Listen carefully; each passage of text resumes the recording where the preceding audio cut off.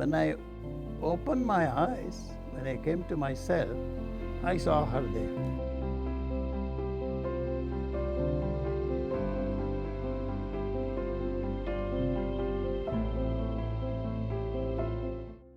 She was a student at IP college. They were having a Shakuntalam, Kalidasa Shakuntalam. And he got 2 tickets. He said it will be in Sanskrit completely. I said, I did BA Sanskrit actually. So I said, I don't mind listening to it. Let's go. Went there. And Shakuntalam was excellent. Entire thing was done by girls. And she was Dushyanta, with the moustache and all that. So she spoke the actual South Indian Sanskrit way. I knew I can follow. Then I told, I said, she's the best. And the next day newspapers covered it and mentioned her name. T.S Rukmani was the best one. Anyway, then he said, Acharya was, mischievous man. He said, no, why don't you meet her and all? You liked her acting. I said, okay, I can meet. I was a bachelor at that time. So we said, okay, we met in her teacher's place.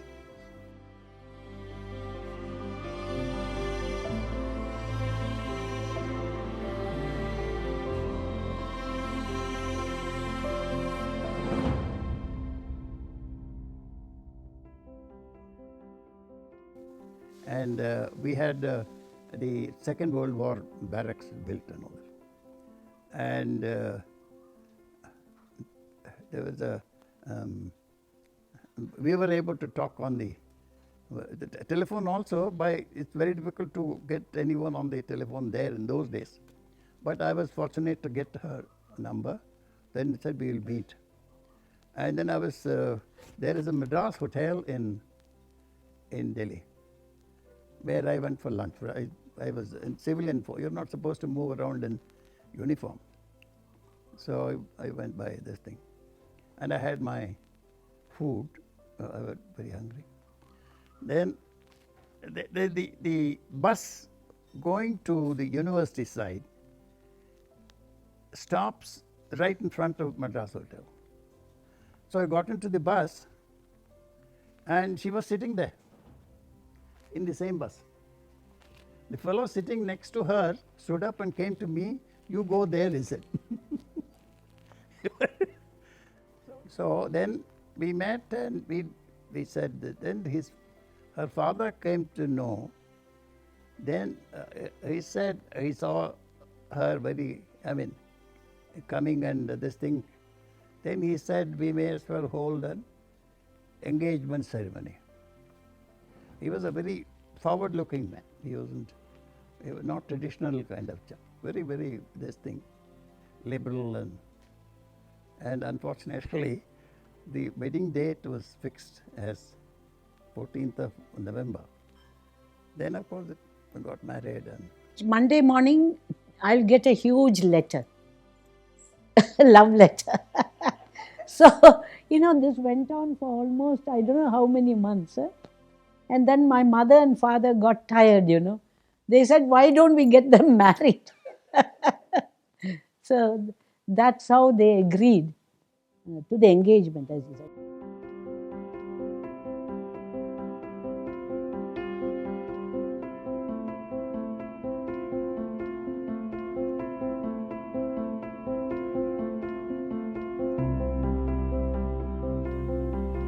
where was I?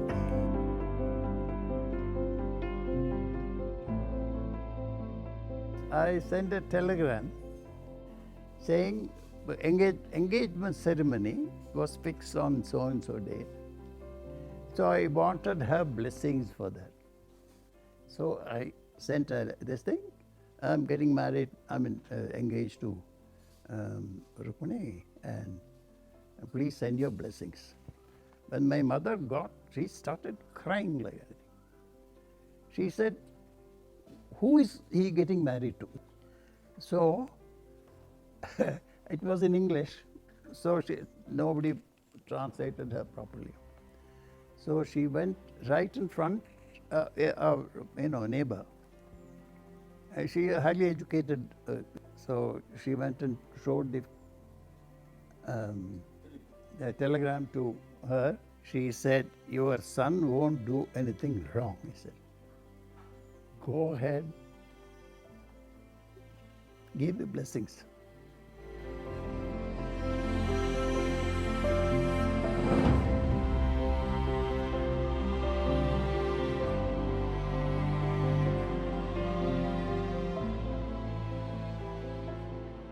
As he very rightly said, love. You see, if you have respect and love for each other, like my friends there, the American friends, they used to say, how can you trust your husband? You are living here for more than a year. I said, I can totally trust him, just as he trusts me, I said. That was the answer. Yeah. I mean, there is nothing like that, I think you have to develop that trust. If you have no trust, no marriage will last. ஆடுவோமே பள்ளி பாடுவோமே ஆனந்த சுதந்திரம் அடைந்து விட்டோம் என்று ஆடுவோமே. Let us dance, because today we have attained independence. This is the time to dance. So Mahatma Gandhi is our literally God, divine person. Those days very difficult, 1945. Difficult to travel, so I had to stand in the train. There's no place to sit down till I reach Madras and go to Tyagaraja Nagar or Mahambalam, it's called Madras, to have a darshan of Mahatma Ji, which I did. I was very happy. His frail figure, walking with a stick and so on. Then, of course, he didn't travel by special train to Madras. And every station, millions of people were there too. In those days, it didn't impact the freedom movement, not like Madras and all that. The freedom movement didn't impact Kerala particularly. I think Trivandrum was much more affected. But Kochi, where I belong to, it wasn't very much affected by the struggle or anything, because it was a peaceful, the kings ruled. And the Kochi Raja was a very enlightened, the whole family, they were very enlightened kings. So I don't think we felt any oppression, as if we are entering something, a new age altogether. It was one of those facts. And we rejoice that India has become independent. There was a radio shop. In fact, we didn't own a radio and things like that. But we knew what was happening, newspapers and studies. And the radio shop, the whole town was, of course, excited about Gandhi. 14th August, and it was ushered in at 12 o'clock, 14th, 15th, that night.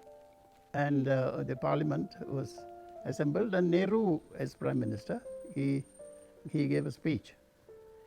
That was broadcast by this local radio shop. We were all assembled in the streets and pretty excited listening to Nehru.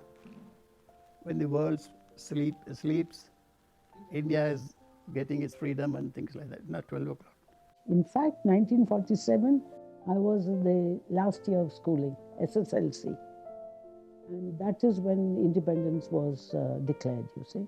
So there's a common place in Namara, and we all marched there, and I gave a speech.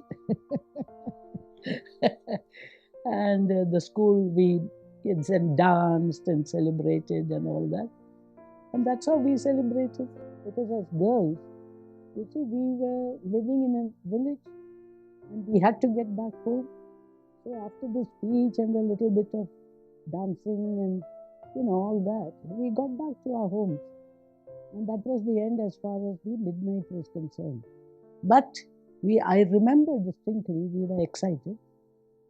And midnight we kept awake because we didn't have a radio, we didn't have any way of knowing. But then our neighbor, they had a radio. And then we were just waiting and listening. And then we heard, as he said, D.K. Pattamal singing Aduvome, Palli Paduvome. I still remember that wonderful voice, and we listened to that. And she sang a couple of other songs also. Then we went back to bed, and then it was as usual.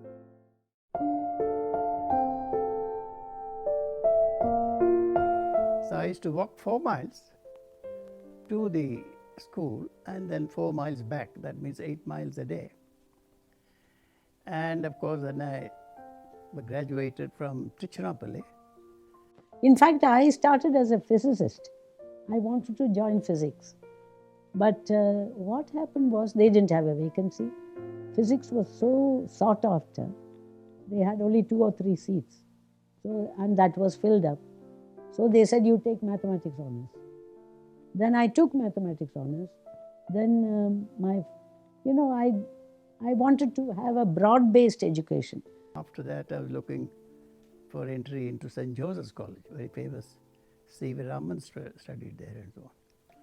But I couldn't get, not I got, but that was a little bit late. So I joined the National College of Trichur, where it was oriented towards, in those days, independence movement was there. So all our teachers will be in Qadar clothes, completely just oriented towards our own culture and things like that. Honors means you only study, you do 8 papers of mathematics, nothing else, and the subsidiary.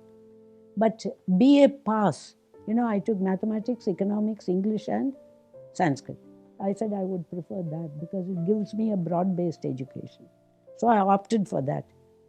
And again, 3 years of that, and as he said, I topped the university and then joined. The option was whether I should take mathematics MA or Sanskrit MA.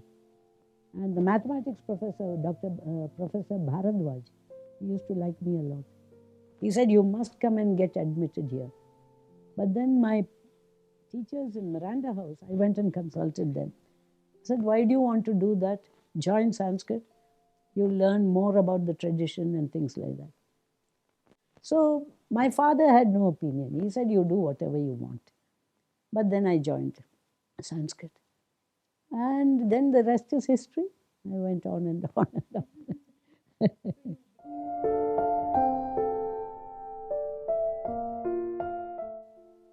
Those days, there was a feeling of pride in one's own culture, one's own language.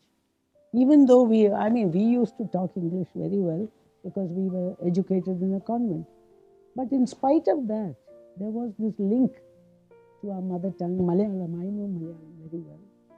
But nowadays I find that there is a tendency to degrade the regional languages. And we saw 3-year-olds, the mother encouraging, the mother's accent was hopeless. She was trying to make the child talk only in English. This obsession with English, I think, has extrapolated to a ridiculous extent. That's one big difference I noticed. And of course, now American culture is taken, not even English or, the European culture, but the American culture is taking over. I blame our education system for this because you have to instill some lessons or you include certain lessons in the curriculum so that it's built up like, pride in your own country, in your own traditions, notwithstanding respect for others also. No one is talking you dismiss that and learn this. No, but equal respect for everyone. When we were in school, there used to be moral lessons. The school curriculum was sort of all embracing. And the development, it was not as if though we knew English very well, other languages were not demeaned, you see. And somehow I feel that whole respect for one's own culture is diminishing nowadays. People may not agree. We are, including myself, we have lost touch with our sari. Dress, food, the way we talk, the way we respect people. You see that in Karnataka it is still much better. People do respect the old. But you go to Delhi, you try to get into a bus. I don't know how it is now. When we were living, they'll push you and they will get into the bus. We can stand there, the ladies' seats will be there, but nobody will get up. You know, that kind of respect, that's what I'm trying to get. Not that we demand respect, but as a human being, there is some kind of courtesy. That used to be there earlier, but I find that slowly disappeared.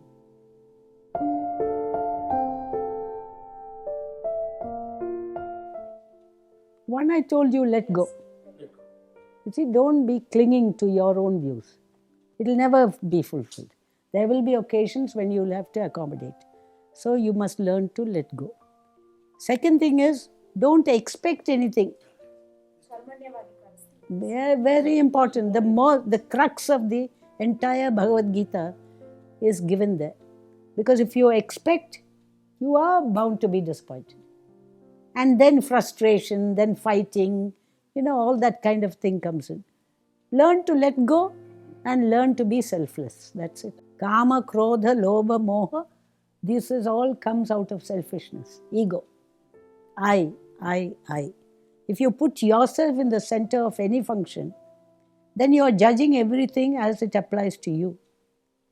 Try to stay apart and then look at these issues which come up dispassionately.